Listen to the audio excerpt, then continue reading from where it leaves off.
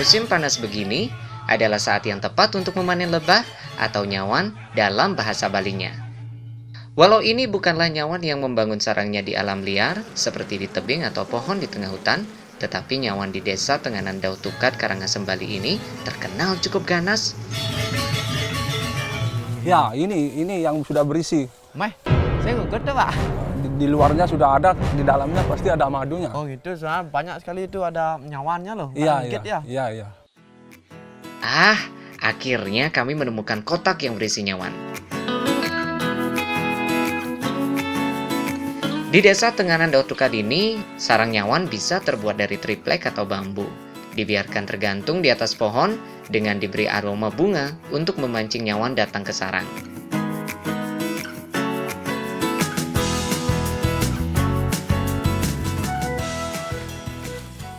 Ya, wayan, ini pakai wayan. Bakar dulu ini pakai ngusir lebahnya. Oh gitu, Pak. Berarti ayo lah kita bakar ya sekarang, Pak. Mari. Asap dari sabut kelapa ini bisa dengan segera mengusir nyawan sehingga sarang dan madunya bisa dengan aman diambil.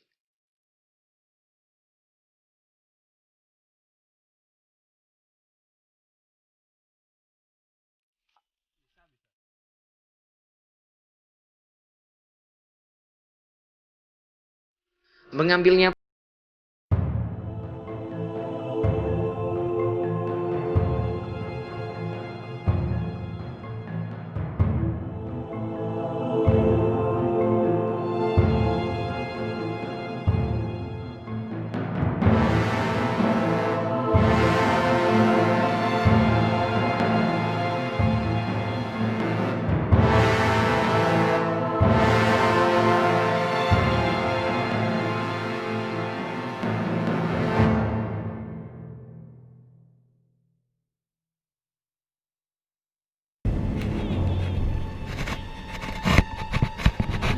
Waduh, Tiang sebetulnya malu ini tidak mengambil nyawannya.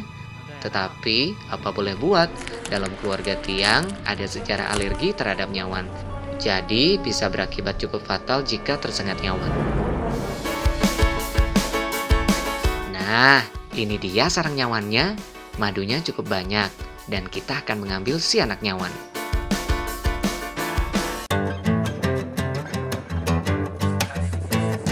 Nah, sekarang waktunya untuk membuat olahan dari anak nyawan tadi. Dan orang Tenganan Daud Tukat punya resep rahasianya. Masakan yang akan dibuat ini namanya brengkes nyawan. Bahan-bahannya juga sangat sederhana sekali. Kelapa, bawang merah dan putih, jahe, cabai, daun pisang, dan tentu saja anak nyawannya. Pertama, bawang dan cabai harus diiris terlebih dahulu. Pekerjaan mengiris bawang ini susah-susah gampang loh. Gampangnya, ya bawangnya tinggal diiris kecil-kecil saja. Dan susahnya adalah air mata akan keluar terus.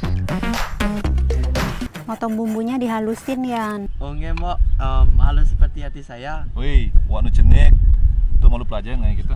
Sengke beli kapal-kapal beli.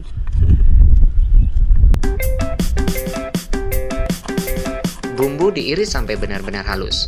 Tujuannya agar campuran bisa lembut ketika dicampur dengan anak nyawan. Selain itu, kelapa diparut. Rasa sedikit asin pada kelapa bisa menambah rasa gurih pada masakan. Setelah semua bumbu Tiang haluskan, maka sekarang saatnya membuat api. Alat yang paling tepat untuk memasak brengkes adalah tungku dengan kayu bakar. Ini agar matangnya merata dan sempurna.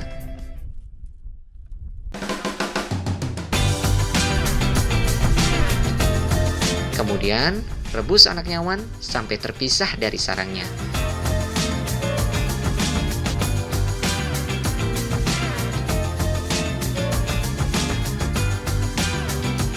Dan setelah nyawan matang dan terpisah dari sarangnya, nyawan dicampur dengan bumbu-bumbu yang dihaluskan tadi.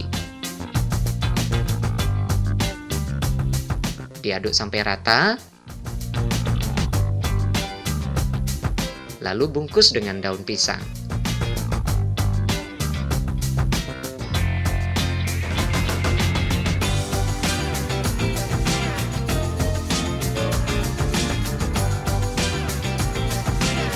Dan tinggal dikukus.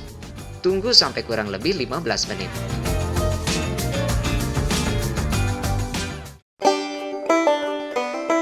Jadi deh, brengkes lezat ala tenganan Dauh Tukan. Ngiring aja. Akhirnya kita makan juga. Sebetulnya Tiang sudah tidak tahan laparnya sejak memasak tadi. Dan sekarang rasa lapar Tiang terbayar sudah dengan kelezatan brengkes nyawan ini. Dan bergizi.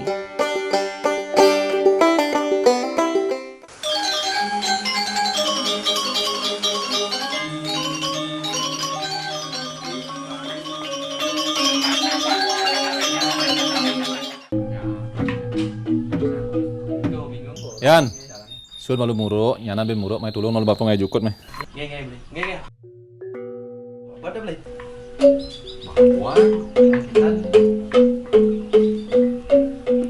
Jadi nanti di Aha, ternyata nyawan sisa kemarin masih cukup banyak. Dan pucuk dicinta ulang pun tiba.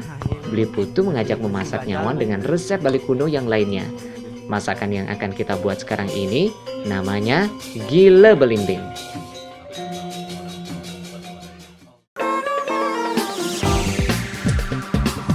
Bumbu yang diperlukan untuk memasak gile belimbing adalah bawang merah dan bawang putih, kunyit, kencur, dan cabai. Bawangnya dipotong terlebih dahulu.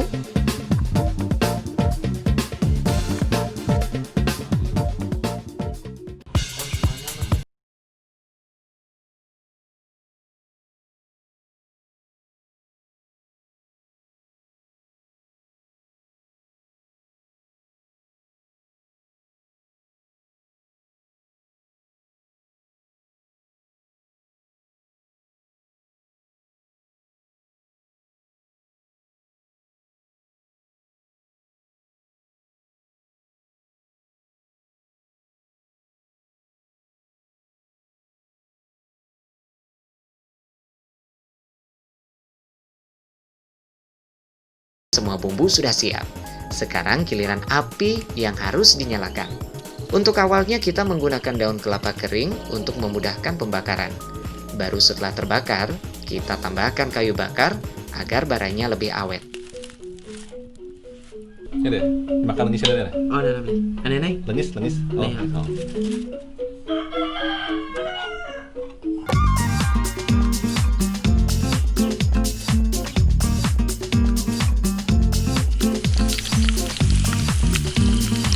Menggoreng bawang juga jangan terlalu lama karena bisa gosong.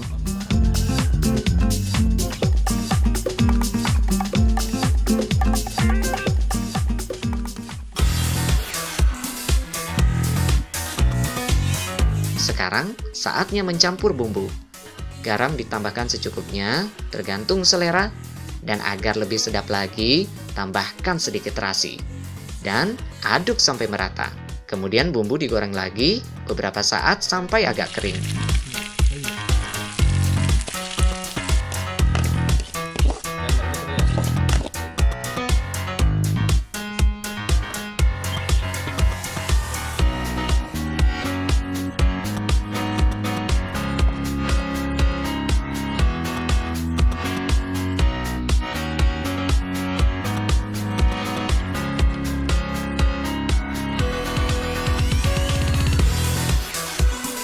Setelah itu, nyawan direbus sampai semua nyawan keluar dari sarangnya. Tapi ada yang bikin mata pedih nih. Asap dari tungku terlalu banyak sehingga kita jadi kewalahan. Nyawan direbus sampai berwarna agak kecoklatan. Angkat dan tiriskan.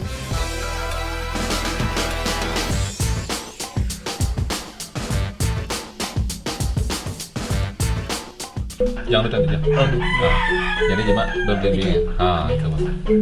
Nah.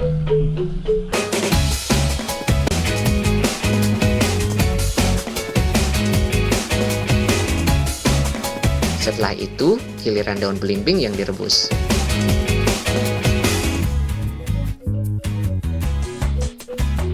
Setelah matang, angkat dan potong daun belimbing jadi kecil-kecil. Kemudian, campur semua bahan tadi menjadi satu.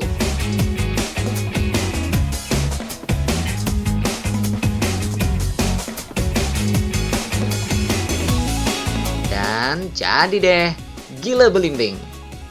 Tiang senang bisa membantu beli putu sekaligus belajar warisan leluhur. Resep ini pada zaman dahulu digunakan untuk perayaan-perayaan tertentu saja.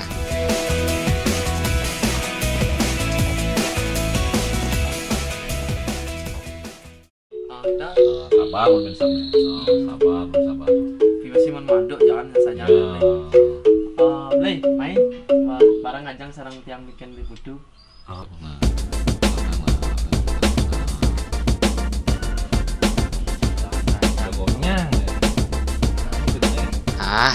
Akhirnya bisa makan juga. Perut tiang sudah lapar sekali.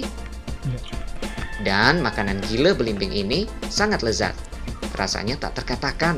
Gurih, manis, dan lezat menjadi satu. Tiang tidak menyangka larva nyawan bisa dimasak menjadi beberapa makanan dan mengandung protein tinggi pula. Ini pun menjadi bukti betapa alam memberi banyak manfaat.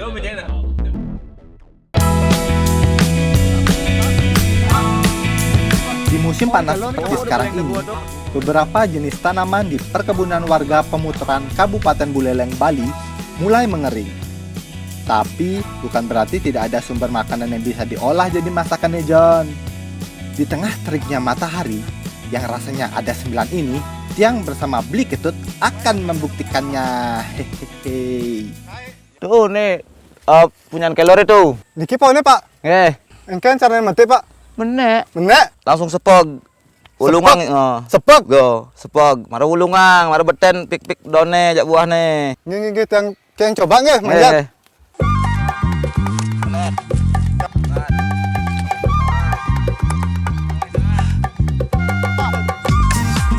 Meski susah payah, syukurnya Tiang berhasil juga naik ke batang kelor ini ya Beli. Selama 22 tahun Tiang hidup, belum pernah makan masakan apapun yang berbahan baku kelor. Mengingat dan menimbang yang kami cari adalah daun, bunga, dan buah kelor yang tumbuh di ujung dahan, jadi kami memotong pangkal-pangkalnya saja. Ini cara yang termudah untuk mendapatkan bagian kelor yang bisa diolah. Tapi tenang kata Beli Ketut, kelor merupakan salah satu tanaman yang mudah tumbuh. Jadi, meski sudah dipangkas begini, akan cepat bertunas kembali. Tiang pikir kerjaan kita sudah selesai Beli. Ternyata belum. Kita masih harus memisahkan daun, bunga, dan buah dari dahan yang tadi kami potong. Ding Bu, ding. Ya Pak, yuk. Sip, semua sudah selesai. Mana Mas Ipun? Yuk, langsung jalan. Lumayan.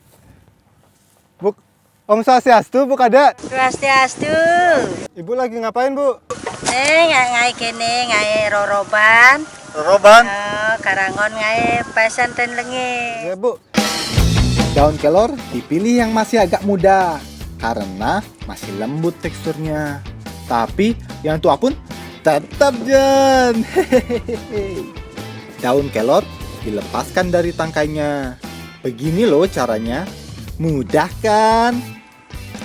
Kaya akan vitamin dan beragam mineral, daun kelor berkhasiat mengatasi gangguan penglihatan, penumpukan lemak, beri-beri, dermatitis, hingga anemia dan gangguan pertumbuhan anak.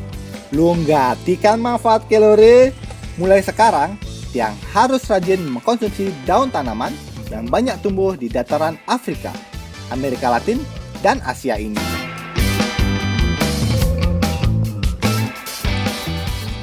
Ini tulungin ngai base. Buat bumbu? Buat ngai base, ulek kayak yang tuh. Pakai ini? Kalau masih urusan memetik daun kelor, tidak masalah. salah bagi Tiang. Tapi kalau sudah pegang ulekan, Tiang rasa kesusahan, Bu. Apalagi manual seperti ini. Tapi demi perut, mari kita selesaikan. Nah, jadi bumbunya bergenep. Ada bawang merah dan putih, bumbu dapur jahe, dan kunyit serta kemiri. Sebagai pelengkap, cabai, terasi, dan garam juga masuk. Tiang dari Nawang memasak nike sulit ternyata. Soalnya baru menghaluskan bumbu saja sudah butuh banyak tenaga besar. Daun kelor sudah bersih, bumbu juga sudah siap. Jadi tinggal dicampur dan dimasak.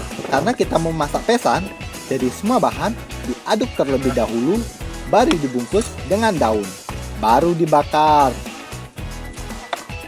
Oh iya, ternyata ada satu bumbu rahasia yang harus dan wajib ditambahkan ke adonan masakan pesan, yaitu telengis.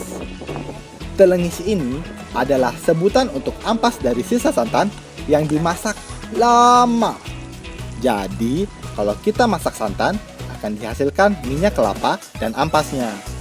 Nah, ampas minyak ini kemudian didinginkan hingga menghasilkan telengis yang biasa dijadikan bahan masakan khas Bali ini. Semua bahan dan bumbu sudah tercampur rata. Jadi sekarang tinggal dibungkus. Adonan pesan kelor dibungkus kecil-kecil biar gampang masaknya.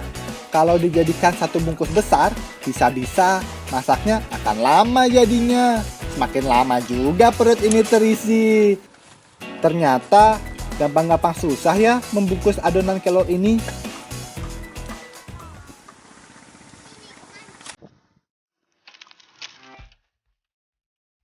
Kata Bu Kade, api dari kayu akan membantu menghasilkan aroma masakan yang lebih harum.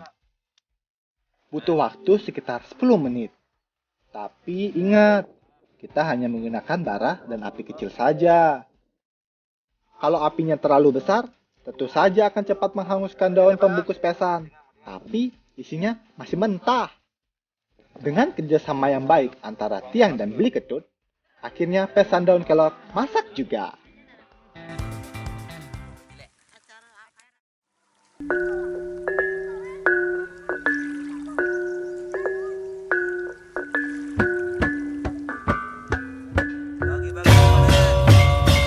Gireng Ajeng! Setelah perjuangannya cukup panjang, akhirnya kami menikmati jerih payah hari ini. Makan bersama dengan sajian pesan daun kelor dan bumbu telengis ini luar biasa rasanya. Jak-jan pokok nih.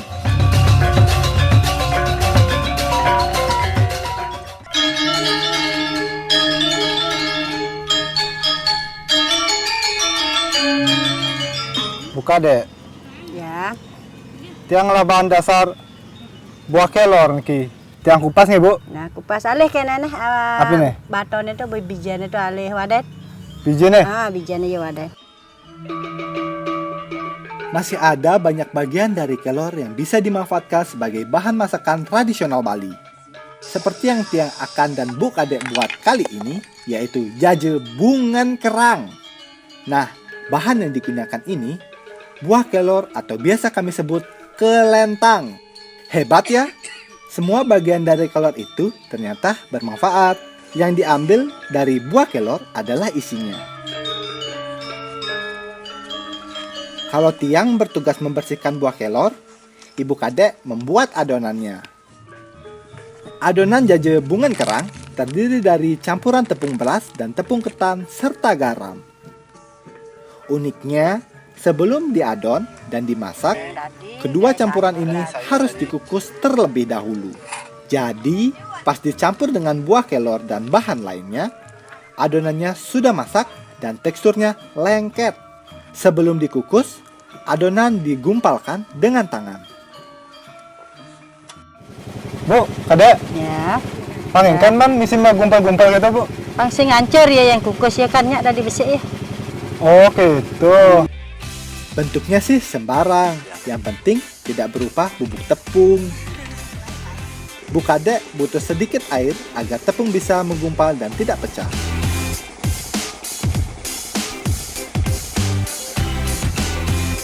Butuh sekitar 15 menit, adonan tepung dikukus sampai matang sempurna. Api kukusannya harus dipastikan terus menyala.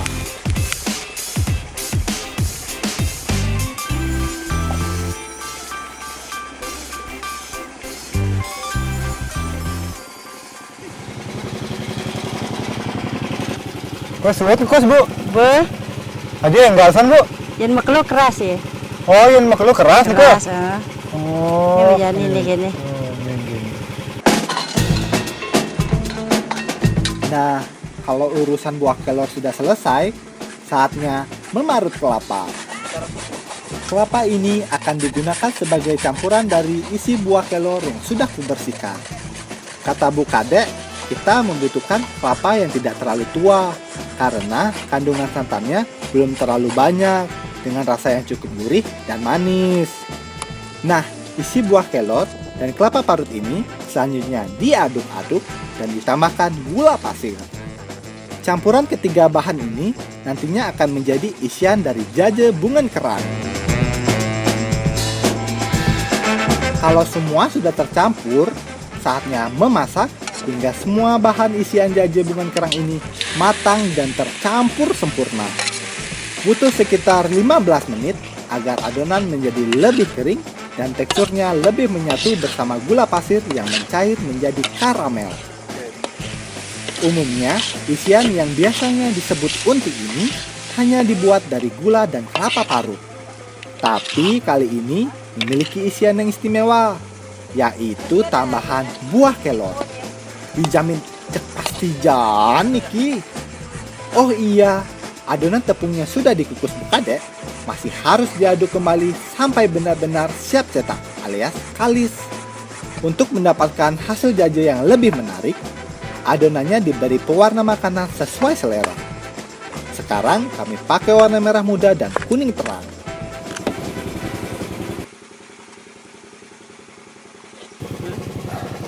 Pun matang niki. Pun, Yang kan aja nih. ini jangan ngai ya nih. Ngai kena bentuk jajannya ya. Meh. Dibentuk. Meh. Kalau adonan tepung sudah siap, isiannya juga sudah matang berarti. Jaje bungan kerang siap untuk dicetak. Jajanan pasar tradisional Bali ini biasanya dibentuk seperti kulit kerang sesuai dengan namanya. Cara membuatnya sih mudah kalau melihat Bu Kadek, tapi pas dicoba sendiri agak sulit ternyata. Menurut panduan Bu Kadek, adonan dipipihkan sebesar telapak tangan. Kemudian bagian tengahnya diisi dengan unti kelor. Barulah dilipat dan dibentuk setengah lingkaran. Nah, yang unik adalah di bagian ujung lipatan jaje dibentuk seperti gerigi kulit kerang. Nah, dari sinilah nama jaje khas Bali ini bermula. Setelah semua adonan dibentuk dan diisi, berarti kue ini siap dikukus sampai matang. Karena adonan kulit dari campuran tepung jaje ini sudah dikukus sebelumnya, jadi kita hanya membutuhkan waktu yang sebentar saja untuk memasak kue ini. Sekitar 20 menit saja, jaje bungan kerang sudah matang dan siap disantap.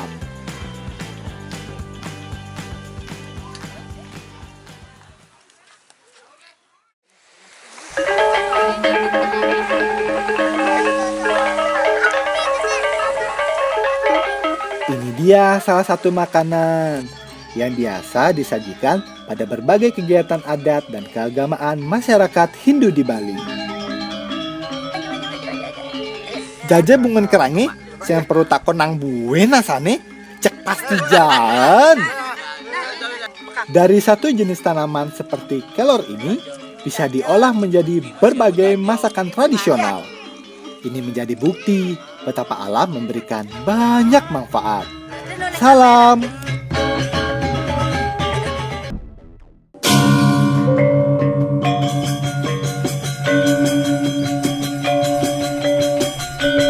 Kumpul lagi berarti masak lagi. Artinya perut kenyang kembali. Mbok Rimba yang asli orang Pemutaran ini sudah menyiapkan bahan-bahan yang akan kami gunakan untuk membuat jaje alias kue dari kelor. Yang ada nih jaje kaliadrem, tiang mah saing ajang ni kembok. Tapi kalau kaliadrem pakai kelor itu yang membuat tiang penasaran. Tugas pertama yang harus tiang selesaikan adalah memilih bunga kelor. Bunga kelor yang berwarna putih kekuningan ini berukuran cukup besar dengan tekstur yang agak keras. Jadi, kalau dicampur dengan bahan adonan, tidak akan cepat hancur. Dan kalau matang pun, kita masih bisa merasakan tekstur bunganya. Bunga yang sudah dipilih, tinggal dicuci sebentar dalam panci yang sudah berisi air. Nah, ini dia bagian yang terpenting kalau bikin jaje, yaitu adonannya. Tiang dan Mbok Rimba masing-masing membuat adonan dengan bahan yang sama, biar hasilnya semakin banyak. Tepung beras dan tepung ketan dicampur dengan kelapa yang sudah diparut plus gula. Diaduk-aduk sampai rata, selanjutnya ditambahkan air. Kata Mbok Rimba, air ditambahkan sedikit demi sedikit, karena yang dibutuhkan adalah adonan yang sedikit kering. Sementara air hanya sebagai pencampur bahan agar bersatu. Sebenarnya jaje kaliadrem ini berwarna putih pucat, seperti warna tepungnya. Tapi kali ini karena kami membuat jaje dari bahan bunga kelor yang istimewa, jadi warnanya harus juga lebih indah, yaitu warna hijau dan merah muda. Jegegati kan warna adonannya. Duh, Bu, lelah tiang, Bu. Pegah. Coba cek dulu, Bu. Oh, betul. Cukup benar. Mau putu nyiapang lengisnya malu. Manasin lengis.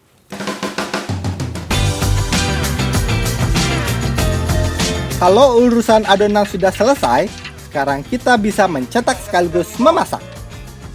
Jaje kaliadrem ini memang dimasak dengan cara digoreng garing.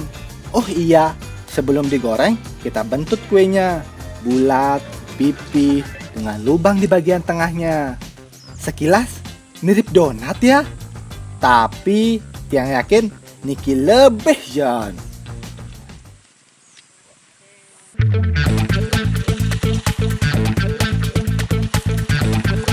Oh iya, minyak goreng yang digunakan juga harus banyak. Jadi saat dimasak, adonannya bisa tenggelam dan bisa matang merata. Selama proses penggorengan, jangan lupa jaje dibolak-balik. Begini ciri-ciri jaje yang sudah masak. Warnanya sedikit kecoklatan.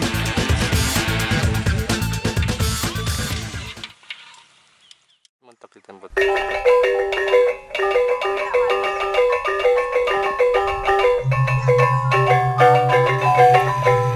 Menikmati kue kaliadrem bersama keluarga dari pemutaran ini sangatlah luar biasa. Rasa jaje mencampur bunga kelor niki manis lanjut tentu nih.